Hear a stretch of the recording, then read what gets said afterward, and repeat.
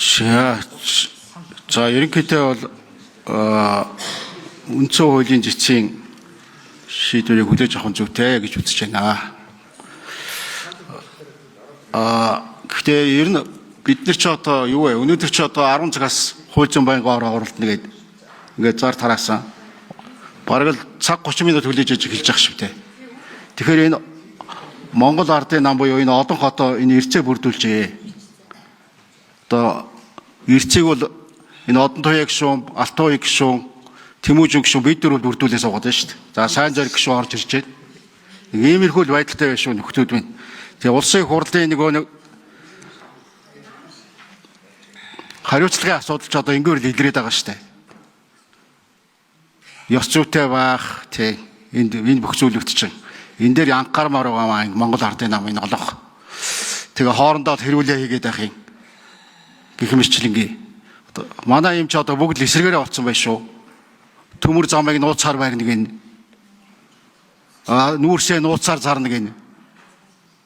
Учир нь олдохгүй юм ярьдаг болсон. Тэгээ тэрийг байх хэрэгтэй юм шиг.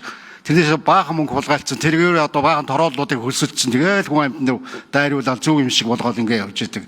Ийм юм байна. Энэ дээр одоо анхаарахгүй бол энэ улсын хурлын нэр хүнд энэ бүх юм чи одоо унжаа шүү. За мэргэжлийн холбоот их чухлаа. Тэгээ мандайд бол одоо бүх юм эсрэгээр байх юм л да. Одоо нэг мэргэжлийн холбоо ч одоо ийм жижигхэн улс оронд ч одоо нэг л баймаар юм. Тэгэхээр ч одоо зарим газар 2 3 байна уу мэргэжлийн холбоотууд. Тэр нь хоорондоо зөрөлдөөл нэг иймэрхүү яхаа энийг одоо үтсэн үү харсан уу манай хуулинд байд юм уу юунд байд юм. Энийг бас засаалруулах хэрэгтэй юм шиг байна. Мэргэжлийн холбоод маань жинхэнэ ёсоор ажиллаад эхлэвэл энэ бүх зөвшөөрөл өгөх энэ төр засаг одоо энэ ажилд оролцох энэ юмнууд ч багасах ёстой шүү дээ. Бус улсаар нь тэр чигтэл явж байгаа тийм байна. Гэтэл манад эсэргээрээ нэг 2 3 хүн нийлээ мэргэжлийн холбоо байгуулцдаг. Тэрийгээ тэгээ бусдтай хаалттай оруулж ирэхгүй хаасан боосон маягтай иймэрхүү маягтай явдаг. Тэгээ хоорондоо баахан одоо маргалдаал ингэж явдаг. Мэдээж хэрэг дээр шүүхтэр очиж шийдвүүлэх нь зөв л баг л та. Тэгээ шүүхтэрийг шийдэж өгч явах хэрэгтэй баг. За улс төрийн нам байна. Улс төрийн намын бүртгэл бол тэр шүүхтэр байх нь буруу юм шиг байлээ. Тэр сонгуулийн ерөнхий хороо морон дээр байх хэрэгтэй баг. Тэр асуудлыг нь бол мэдээж хэрэг шүүх одоо нэгэн татвар төлөгчдийн мөнгийг аваад хэрэгжилж байгаа ийм улс төрийн намд өгч байгаа үед бол улс төрийн нам тэр асуудлаа бол бас шүүхэд мэдүүлээ шийдүүлдэг байх нь зөв шүү дээ.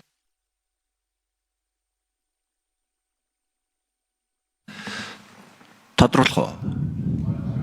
За. Батнаар нэл гişүү.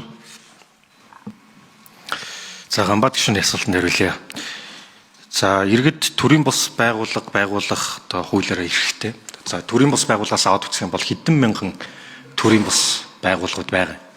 За өнөөдрийн бидний ярьж байгаа хууль бол за мэргэжлийн нэгдсэн холбооны эрх зүйн байдлын тухай. Нэгсэндээ энэ мэргэжлийн холбоод өөрсдөө хоорондоо зөвшөлдсөд нэгдсэн холбоо байгуулж болно. Энэ нэгдсэн холбоогоо одоо одоогийн мэргэжлийн нэгдсэн холбоодын эрх зүйн байдлын тухай хуулиар бол улсын дээд шүүхтэр яг улс төрийн нам шиг бүртгэнэ гэсэн агуулгыг оруулж өгсөн юм байна. За энэ өөрөө 24 онд батлагдсан хууль. Гэхдээ үндсэн хуулийн цэцээс бол энийг бүртгэх нь үндсэн хууль зөрчиж байна гэсэн дүгнэлтийг гаргаад өнөөдөр бид нар хэлцэж байна л та. Тэгэхээр улс төрийн намыг бүртгэх таны хоёр дахь асуулт бол улс төрийн намыг бүртгэл нь ондоо сонгуулийн ерөнхий хороо ч юм уу тийм ондоо хуулийн этгээд төр бүртгэх зарчим ярьж байна л да. Тэгэхээр энийг өөрчлөх ч юм уу эрх нь бол та бүхэнд бас бүгдээрэнд нь бидэнд бүхэн нээлттэй байгаа. Гэхдээ үндсэн хуулийн цэцтэр бас энэ оруулсан тайлбартаа бол агуулгын үед ингэж бас туссан байна. Хүний эрхийг ноцтой зөрчсөн, ялгуурлан гадуургасан Монгол улсын тусгаар тогтнол бүрэн эрхэт байдал нутаг дэвсгэрийн бүрэн бүтэн байдал, үндэсний эв нэгдлийг ноцтой аюул учруулахуйц хууль бус үйл ажиллагаа явуулах улс төрийн намыг бүртгэлээс татгалзах. Ийм хууль бус ажиллагаа явуулж буй намыг тараах, улс төрийн эрх барих дээд байгууллагыг нийтээрээ чөлөөтэй сонгох эрхийг хэрэгжүүлэхэд чухал үүрэг оролцоотой оролцдог улс төрийн намыг бүртгэх үйл ажиллагааг нь төдөлзүүлэх, тараах эсэх асуудлыг хөндлөнгийн нөлөөлөлгүйгээр хараат бусаар шийдвэрлэх шаардлагын үүднээс гүйцэтгэх зас эрх мэдлийн байгууллагад бос харин улсын дээд шүүхэд нийт шүүгчийн хуралдаанд харьяалуулсан гэж одоо үздэг гэдэг одоо дүгнэлтийг бол үндсэн хуулийн зэчтэр бас тавьсан байна л да. Тэгэхээр нэгдсэн холбоог бүртгэх агуулга маань энэ улс төрийн намыг бүртгэл энэ хоёр өдөр шөнөшиг бас ингээ зарчмын хувьд агуулгын хувьд ялгаатай байна гэдэг тайлбарыг бас тавьсан байна. Гэхдээ бас гишүүд бас ярьж байна энэ эсвэл сонгуулийн ерөнхий хороо ч юм уу бусад хуулийн этгээдээр бүртгэх энэ өөрөө Монгол улсын шүүхийн тухай хуулийн 25.8 дээр бол 25.8 дээр бол тодорхой зааж өгсөн байдаг юм байл. Дээд шүүхийн тайлбар нь бол ингэж одоо оруулж өгсөн байна. За тэгэхээр итгэмжлэгдсэн төлөөлөгчийн хувьд ч гэсэн байр суурь илэрхийлэхдээ бол бас мэдээж улсын хурлаас баталсан хууль байна. Гэхдээ бас энэ мэргэжлийн нэгдсэн холбоо гэдэг бас л яг л одоо мэргэжлийн холбоодууд нэгдээд нэг бас дахиад төрийн бус байгууллага байгуулж байгаа хэлбэр.